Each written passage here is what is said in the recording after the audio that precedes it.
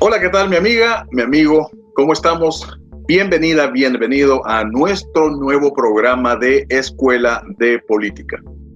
Vamos ahora a conversar de un tema muy actual, de un tema que es muy importante porque el mundo entero está enfrentándose a una crisis tremenda.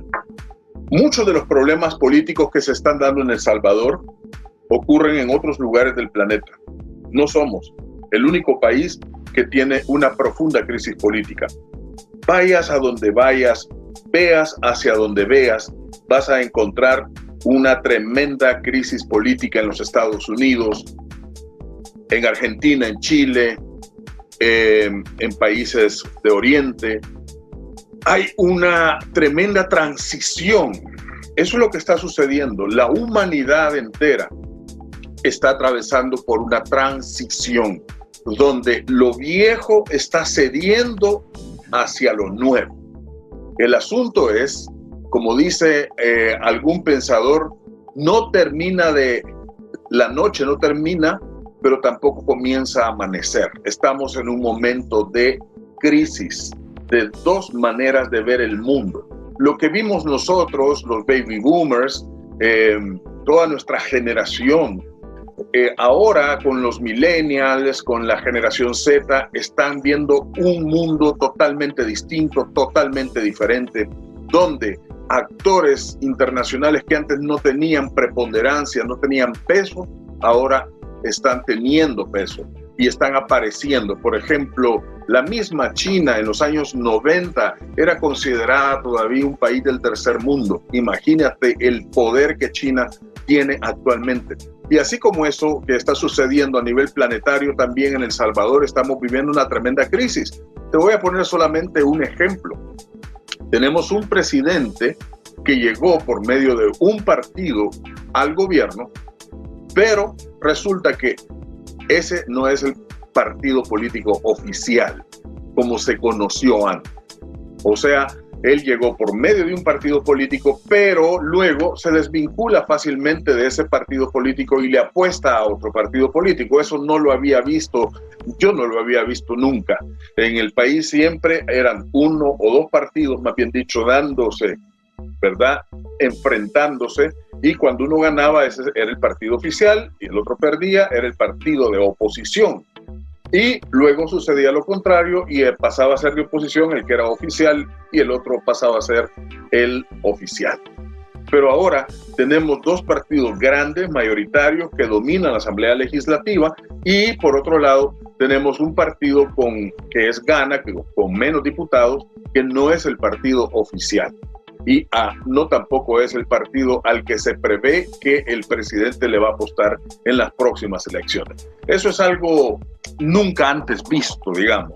Eso es algo totalmente novedoso. Y así como eso, están pasando muchas cosas más que nos están dejando con la boca abierta. El estilo de gobierno, los estilos de gobierno actualmente son totalmente diferentes a los que nosotros conocimos allá por los años 70, 80, 90, toda la primera década del siglo XXI. Todo esto que estamos viviendo ahora es totalmente nuevo. ¿Se puede decir de que el problema son los políticos salvadoreños? No, en términos generales, la política a nivel mundial está enfrentada a una tremenda crisis. La crisis de los partidos políticos. Entonces, veamos cuáles son algunas de las razones, y vamos a hablar con nuestro invitado de ahora, con el amigo Roberto Cañas, a quien vamos a invitar en un momento para que se integre a la reunión, para poder conversar con él. Y lo que estamos viendo es absolutamente nuevo. Yo te voy a mencionar seis características que hacen de este un momento novedoso y las razones por las cuales estamos en esta crisis. La primera razón es el acceso a la información. Fíjate que cuando estaba en mi adolescencia, teníamos solamente 3 canales de televisión, teníamos 2 o 3 o 4 periódicos, que eran 3 o 4 periódicos, 3 canales, luego fueron 4, luego fueron 5, pero eran muy poquitos. Al mismo tiempo, existía la posibilidad de dinamitar periódicos que estaban dando información que no le convenía al gobierno, lo dinamitaban, mataban a los periodistas. Entonces el acceso a la información era muy limitado porque teníamos que consumir solo la información de los medios de comunicación autorizados. Habían también pocas radios, ahora hay un montón de radios, pero de todas esas radios teníamos unas 3 o 4 que daban noticias y toda la noticia estaba censurada. Es decir, pasaba por una oficina de censura en Casa Presidencial y ahí se veía lo que podía salir y qué era lo que no debía salir. Ahora, ¿quién no sube información a Internet? Hoy, cualquier persona con una computadora, con una cámara, como estoy haciendo en este momento, puede transmitir información. Es más, puede ser que una persona se convierta en tendencia en las redes sociales diciendo algo y la información que esa persona emite ya no va a una censura oficial. Entonces, ahora tenemos mayor acceso a la información y cualquier metida de pata de un político o de una política se sabe más rápidamente porque hay mayor acceso a la información. Segundo punto importante que hace diferente este momento al anterior es el acceso a los medios de comunicación. De la misma manera, cuando yo estaba más joven, lo que sucedía era que la oposición utilizaba pintas en las calles, pegaban volantes o afiches en los postes o andaban distribuyendo volantes porque no tenían plata para estar pagando publicidad en los grandes medios de comunicación que eran sumamente caros. Entonces, la posibilidad que tenía un pensamiento o un proyecto político de llegar a la persona, a los lectores, a la población, eran mucho más reducidos. Ahora, cualquiera, de nuevo, como dijimos antes, la diferencia es que antes hablábamos de información, ahora acceso a la propaganda. Nosotros podemos hacer propaganda en las redes sociales y ya tenemos presidentes que han llegado a ser presidentes gracias a las redes sociales y no a esos viejos medios de comunicación. El primer presidente que se considera que llegó al poder básicamente sobre el fundamento del trabajo de las redes sociales fue el presidente Obama de los Estados Unidos, que por primera vez demuestra el peso de las redes sociales y la disminución del poder de los medios tradicionales de radio, televisión y prensa escrita. Entonces, ahora podemos hacer fuertes campañas de publicidad con presupuestos mucho más bajos.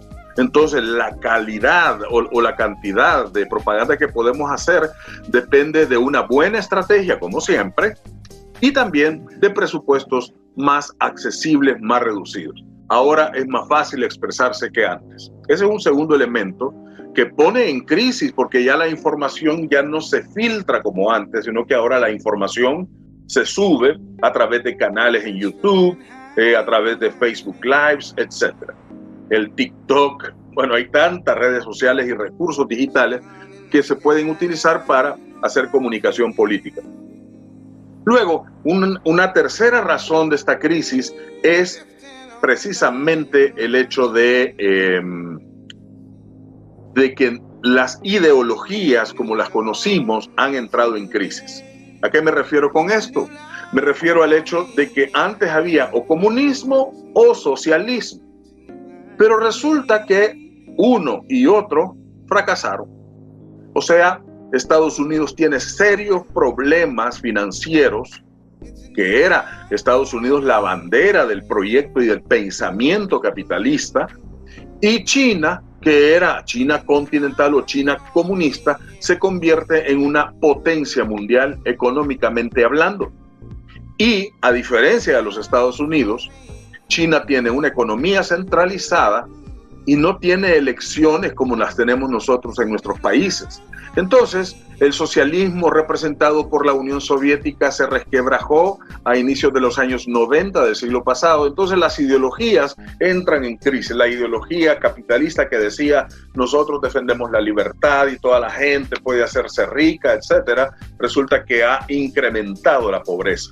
Mientras que el esquema de economía planificada de parte de China y que sigue siendo, digamos, un país entre comillas comunista, aunque no tiene mucho de eso, ya su sistema de comercio, etcétera, pero esas ideologías han entrado en crisis. Nos demostró la práctica y la experiencia de que la ideología no es lo importante. Y ahora, ¿qué vamos a pensar? O sea, ¿cómo podemos explicar el mundo actual cuando las ideologías han entrado en un serio reflujo? Luego tenemos un factor que ha sido clave, y creo que por razones de tiempo solo vamos a quedarnos hasta este punto. Otro factor clave para la crisis de la política actual es la corrupción.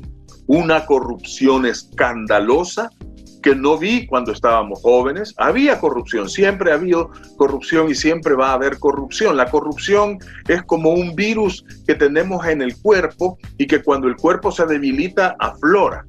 Y cuando el cuerpo tiene muchas defensas, disminuye y la controlamos.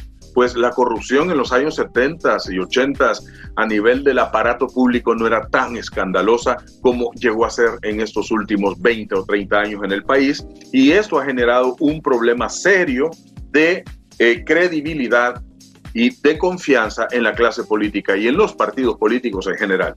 Esa es otra de las causas. Y bueno, existen causas también como la multipolaridad. El mundo ya no es bipolar como antes, es multipolar o tripolar. Rusia, China, Estados Unidos, Europa ha perdido peso, etc. Hay otras razones por las cuales estamos enfrentados a una crisis política partidaria y están surgiendo nuevas maneras de hacer política. Y precisamente de eso vamos a hablar ahora con nuestro invitado. Ya regresamos. Estás en sintonía de Escuela de Política. Estás en sintonía de Escuela de Política. Y bien, continuamos con nuestro programa de Escuela de Política. Ya está con nosotros nuestro invitado de lujo, Roberto Cañas. ¿Qué tal está, Roberto? Muy bien, Francisco, qué bueno estar en este esfuerzo que estás haciendo, que tiene un significado bien importante, porque hay que tomar decisiones y las decisiones deben de ser inteligentes, informadas, y sin duda esto es una contribución que tiene un significado importante para la población de Apopa. Bueno, Roberto, te comento un poco. Estábamos al inicio del programa hablando sobre cuáles son las razones, motivos fuertes que han llevado a esta crisis de la política y de los partidos políticos. Mencionaba algunos como por ejemplo el mayor acceso a la información que existe ahora. Segundo, el acceso a los medios de comunicación para hacer propaganda política, que tú recuerdas lo que costaba en los años 70, 80 llegar a los medios para hacer propaganda política. La tercera razón que mencionaba es la crisis de la ideología, es decir, el socialismo no era lo que nos vendió, ni el capitalismo tampoco, y existe un vacío de pensamiento. Otra razón que mencionaba era la multipolaridad. Hoy estamos en un mundo multipolar o tripolar, dicen algunos. Y finalmente otra razón que mencionaba es la profunda corrupción que se incrementó durante los últimos años, que la vimos como no la habíamos visto antes. Una corrupción demasiado grande, escandalosa. Y yo quisiera entonces que tú nos compartieras con toda la experiencia que tú tienes, que nos explicaras cuáles son las razones que tú crees que han llevado a esta crisis política, que está por nacer algo, pero no termina de morir lo anterior. Bueno, Francisco, mira, yo creo que en el fondo de esto hay un hartazgo, hay un cansancio de la población de la conducta de muchos políticos, en el entendido de que no responde el comportamiento de los políticos a dar respuesta a las necesidades, a los problemas, a los sentimientos de las personas. Entonces, cuando la población empieza a percibir que la política no le resuelve los problemas de la vida cotidiana, prescinde de la política. Y hay momentos, digamos, agudos, como el argentino, cuando llegó a decir la población argentina que se vayan todos. Es decir, ya no es una cuestión de con uno u otro el malestar, es con toda la clase política que no ha respondido a las expectativas de la población. Entonces se hace fundamental que hay que reivindicar la política, porque tampoco podemos condenarnos a decir que lo político y la política nos sirve, porque el entendimiento del significado de la política es la búsqueda del bien común, es trabajar por resolver los problemas de las personas.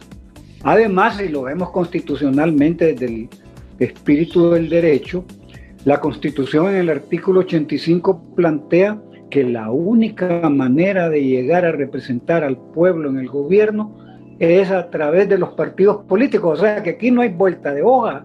Estamos condenados hasta que exista una reforma constitucional a que sean los partidos los que van a tener la representatividad de la población. La democracia en el país es una democracia representativa, delegatoria, pues. Es decir, aquí cada uno de nosotros, como no podemos estar en la asamblea o en el ejecutivo, delegamos o damos nuestro mandato a aquellos por los que votamos. Lo que pasa que la gente no encuentra que responda a sus expectativas el comportamiento de la llamada clase política. Por eso es que hay el malestar, por eso es el cansancio, por eso es que cuando le preguntan en las encuestas a la gente si la democracia le resuelve los problemas, la respuesta es muy clara y es no, pues así como se está desarrollando actualmente en el país. Efectivamente, y tú ves cambios, Roberto. ¿Me podrías identificar algunos cambios o síntomas de un nuevo estilo de hacer política en el país? Porque obviamente estamos en el río revuelto en este momento. Es muy difícil diferenciar qué de la vieja cultura sigue dominando y qué de la nueva cultura política viene surgiendo. ¿Tú tienes idea, identificas algunos factores novedosos en la política? Mira, hay que contextualizarlo porque es imposible hablar de esto sin situar el planteamiento. Es decir, en qué momento estamos, qué condiciones vive el país para poder entender el comportamiento político y el entendimiento que la población tiene de la política y de los políticos. Yo pienso que empiezan de manera bastante primaria a darse algunas manifestaciones de lo que podría llegar a ser una manera diferente de hacer política. Lo que sucede es que la gente ya no cree a la primera, pues. Y aquí sí, por sus hechos los vamos a conocer. No puede ser una política de caritas, no puede ser una política de quien tiene más posibilidades de dar algún tipo de promocional, porque de eso ya venimos de regreso. Entonces, hay que situar temporalmente la cuestión. Estamos en medio de una pandemia, estamos a menos de 6 meses de un proceso electoral. Ahí es donde vamos a ver en presencia a los actores políticos. Y dependiendo... Sí, dale. ¿Qué tipo de mecanismos crees tú que debería de generar la sociedad para que ya no se deje ir por promocionales, aunque hay gente que todavía sigue votando por eso, porque les pagan, qué sé yo? Pero ¿qué tipo de mecanismos crees que la sociedad debe generar para que la política se purifique, se transparente más? Bueno, si hablamos de la política electoral, que es la que va a estar ya domina pues la vida política del país en gran medida, lo que debería de hacer la población, y yo creo que eso tú lo puedes hacer ahí desde el canal, es que los partidos lleguen a comparecer ante la opinión pública a presentar cuáles son sus propuestas electorales, cuál es su programa de gobierno. Pero eso ya se ha hecho antes, siempre. Bueno, por ejemplo, Paco Flores jamás presentó en su programa de que iba a dolarizar el país, y lo hizo. como tampoco Cristiani puso en su programa que iba a privatizar la banca y lo hizo, y son recordados por ese tipo de cosas, ¿no? Precisamente por eso el cansancio. Pero vaya, ¿cómo podemos construir un control ciudadano de la gestión política que ayude a que ese tipo de conductas de que prometen todo en la campaña y hacen otras cosas o no hacen nada en el gobierno pueda resolverse? Hay mecanismos, hay que desarrollar, obviamente. Uno es el tema de la demanda de transparencia. Transparencia es poner en vitrina toda la actividad de los políticos, cómo son financiados, qué proyectos van a hacer y cómo los van a financiar, quiénes son los que dan dinero para que las campañas funcionen. Debe haber una política de exigencia de rendición de cuentas también. Es decir, en términos teóricos generales, la política es: yo presento un programa electoral, gano la elección, lo convierto en un programa de gobierno y empiezo a tratar de cumplir en el programa de gobierno lo que yo ofrecí en campaña. Y la rendición de cuentas justamente es para llegar a donde el soberano a decirle: miren, esto es lo que yo prometí y esto es lo que he alcanzado a hacer en este periodo de tiempo del cual estoy rindiendo un informe. Otra cosa, debe ser celosa la población en el tema de no tolerar la corrupción. Cero tolerancia a la corrupción. Que verdaderamente la clase política entienda que no van a dejarle pasar la infinidad de maneras de usar recursos públicos para un objetivo privado, que eso al final de cuentas es corromperse, pues. Y es grave porque este es un país pobre, porque está endeudado hasta el 90% del PIB, y entonces que un chabacán, un gañán venga a utilizar un recurso que es escaso, que es el recurso público, para un interés privado, da mucho coraje. Y finalmente, la austeridad. No se vale que en un país pobre se bote el pisto en cosas que son innecesarias. Entonces ahí te estoy dando yo 4 mecanismos: austeridad, control o política de rendición de cuentas, el tema de cero tolerancia con la corrupción y la exigencia de austeridad, para ver de qué manera la participación ciudadana no se vuelve a ser burlada con sujetos que prometen y después no cumplen. Claro, en el país no hay una decisión todavía de cambiar la Constitución para hacer una cuestión que ya es común en otros países, que es un referéndum revocatorio de mandato. Es decir, si el soberano es el que pone con el voto al funcionario, lo puede quitar también. Lo que pasa es que aquí estamos a años luz de la posibilidad de que existe un referéndum de tipo, y entonces aquel sujeto que entra a una elección, promete y no cumple, se le puede quitar, pues. Ojalá que lográramos eso en algún momento de nuestras vidas.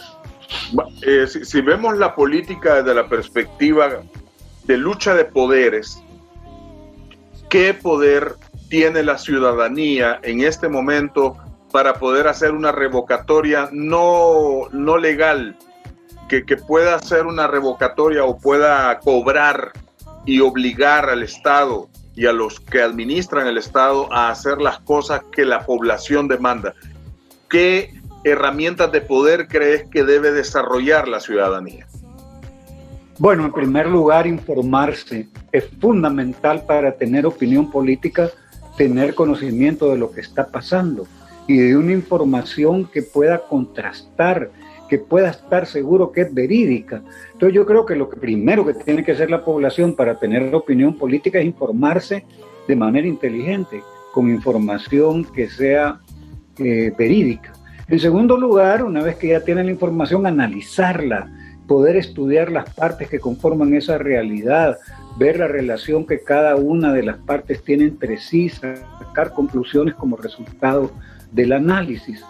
Y finalmente tomar decisiones, es decir, mira, Francisco, los salvadoreños somos campeones en criticar, en lamentarnos, en discutir, pero al momento de movilizarnos no movemos ni las cejas para hacer que las cosas sucedan y cambien.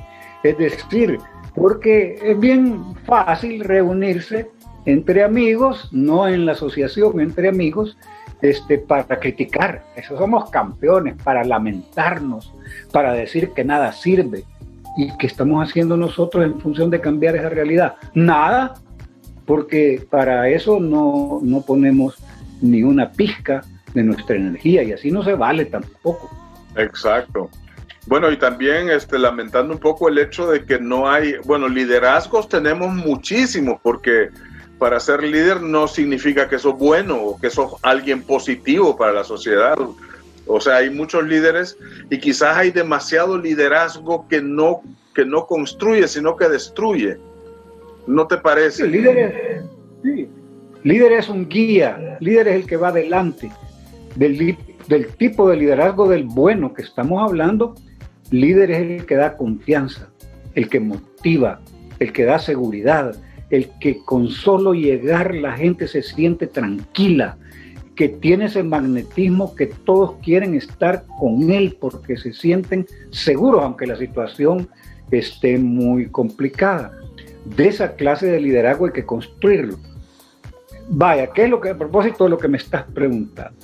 Están surgiendo caritas nuevas y hay que darles el beneficio de la duda. Está bien, bueno, ya quieren empezar a participar en política, quieren irrumpir en la vida nacional. Ojalá que lo hagan con propuestas, ojalá que puedan articular un discurso coherente. Es decir, porque vemos dramáticamente, y tú lo vives más de cerca, cómo hay diputados que tienen grandes dificultades en lectoescritura, en lectura de cifras. Es verdaderamente de pena ajena ese comportamiento, pues. Entonces, yo creo que ahí debemos de ponernos como ciudadanos exigentes de aquellas personas que nos llegan a pedir el voto, que cuando hay elecciones no encuentran qué hacer para decirnos que les demos ese beneficio, se lo ganen. Incluso en otras partes hay firmas de actas de compromiso. Por supuesto que en la guerra, en el amor y en las elecciones se vale todo. Y muchos candidatos, en el afán de conseguir el voto, prometen cualquier cosa. Yo creo que el candidato pide la prueba de amor. ¿Cuál es la prueba de amor que pide el diputado, el candidato a diputado? Que voten por él. Entonces, el ciudadano le debe decir, yo te voy a dar la prueba de amor, pero demostrame que me querés. Y la forma en que me vas a demostrar que me querés es presentándome una propuesta electoral que vamos a firmar ante notario como un acta de compromiso para que, si no cumplís tu problema, pero darlo por hecho de que estás frito, rostizado. Ya no vamos a dar, como dice alguien ahí, ni un centavo partido por la mitad por ese candidato que prometió y no cumplió. Ok. Bueno, también es bueno, amigas y amigos, ver la trayectoria de las personas, ¿verdad? Porque la trayectoria de la gente dice mucho de quién es. Bueno, Roberto, ya cerrando, quisiera invitarte para otro programa para que hablemos sobre otro tema que está muy en boga y es muy preocupante, es la educación. Vamos a hablar sobre eso en otro programa. Palabras finales, Roberto. Bueno, un fuerte abrazo solidario a todos aquellos que estamos navegando esta pandemia. Es un momento muy complicado. Vamos a vivir con este virus durante mucho tiempo.